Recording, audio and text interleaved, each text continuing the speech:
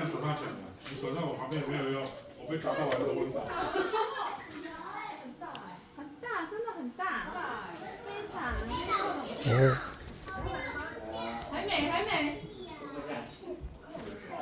还没结束吗？还没。我们水族箱有在动哎。我手机没掉。还在摇，还在摇。刚刚因发生地震，所以因户外还在下雨，请各班导师先检视一下班上的孩子的状况。那不用疏散，目前不用疏散。请导师一样再重新跟孩子说明早上的趴下、掩护、稳住。以上报告。